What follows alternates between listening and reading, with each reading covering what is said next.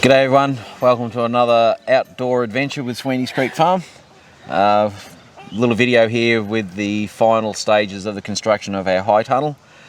So we've actually been through and got all the work done, so we thought we'd give you a little bit of a look and then show you some video of us putting it together.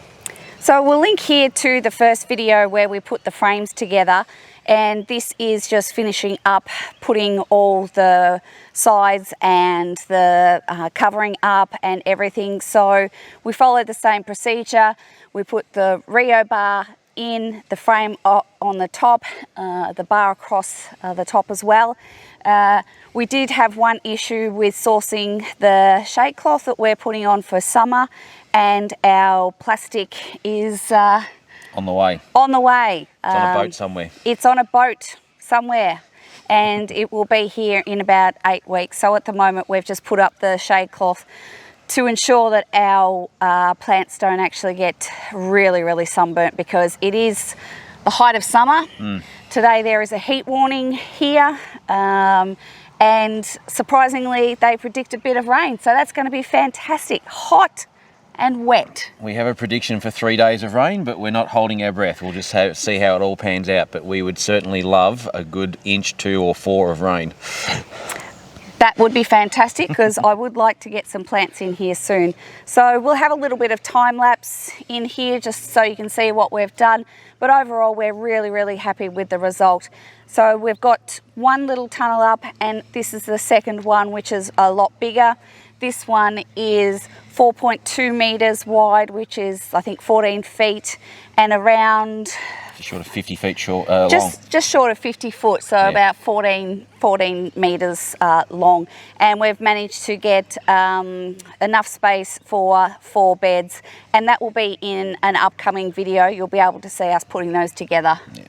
So for those people wanting to do the math, that's 200 feet of garden bed in this one high tunnel, which will be fantastic. Yeah, we have been able to save a little bit of money by recycling as much as we could. Obviously the trampoline frames, they were free, people were throwing them out, so we got those. So all up, the little bit of wood and the shade cloth that we actually had to buy was our biggest cost. For those of you in Australia, we had a quote to get this, and it was $3,300. All up, this one has cost us so far $200, so that's a massive saving. The plastic we are purchasing is going to cost another $200, so all up this one will be $400. The smaller one has cost us $80 and another $80 for the plastic, so $160. So we saved quite a lot of money, and Stephen will do some maths here on the screen somewhere for me just to show you how much we've saved, and I think it's about $5,000. So that will go towards other projects. It also means too that we've got some room here for further high tunnels. So at that cost, you can afford to just keep doing it. Collecting old trampolines, and it's not going to break the bank to just slowly over time build up more and more, which will give us much more growing space. In the Australian summer, in these conditions, this is basically the only way that you can really grow when you're restricted by water and the amount of heat and just the dryness of the land.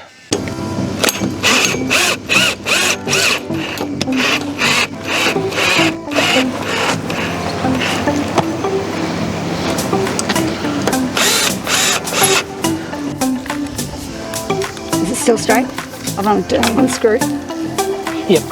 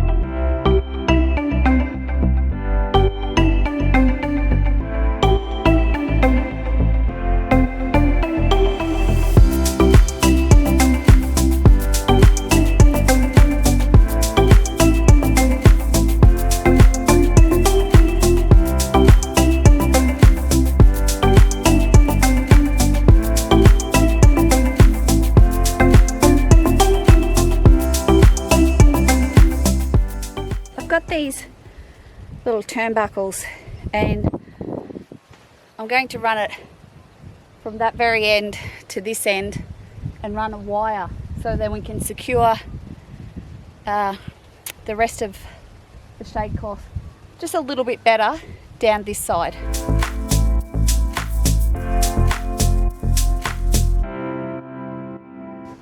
I'm not doing this too tight, it doesn't have to be under tension, it's just so we can secure it a little bit better.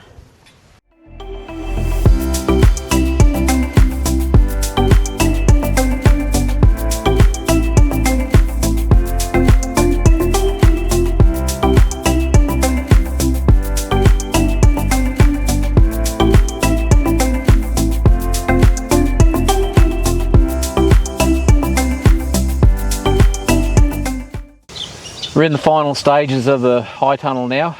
Just to show you some points of our construction. As you know, we've got Rio bar inside these legs, which are holding them down. We've put the side strapping on, which has given it a lot of stability and given us a place to attach the shade cloth to. What we've also done is grab the poles that originally held up the netting around the trampoline, and we've used those as diagonal bracing on there. And as you can see, those three things combined have given that a lot of strength. I just cannot even move that. So each corner will have one of these, which will stop that end-to-end movement, and yeah, made it very, very solid. We've secured the shade cloth on the edges of the high tunnel just with a piece of treated pine board, which has been bolted onto the uprights. That's also giving some bracing and support for the structure. This is then attached with some little gang nails that attaches there, and that just stops the shade cloth from flapping in the wind and peeling off and ripping and damaging. So just keeps it in position, nice and simple, and yeah, it's well secured. The high tunnel at this stage is completed for our growing time at the moment. Eventually we will take this shade cloth off, cover it in the film or the plastic, which will turn it into an actual greenhouse, and we can then keep growing during the colder months. When we cycle back to the hot weather again, we can then put this shade cloth back over the top of the plastic to give it a bit of a cooling effect in the next hot season. Just wanted to show you what we've got up here, where I've got the handle pointing.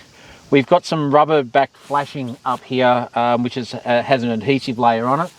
On the top of those connections, we had a number of sharp corners and edges, and just to stop the shade cloth from rubbing on those corners and tearing a hole, we've covered that entire cross area there with this flashing, which will give it a nice smooth surface and just protecting our shade cloth from the metal outcrops up there. And yeah, it's all looking really, really good. So there it is, guys. Hope you enjoyed that video. Thanks for coming along and supporting the channel. Please remember to hit that like button, and if you're enjoying the content, consider hitting that subscribe button. We love having people join the family. Have a great day, and we'll see you in the next one. Bye for now.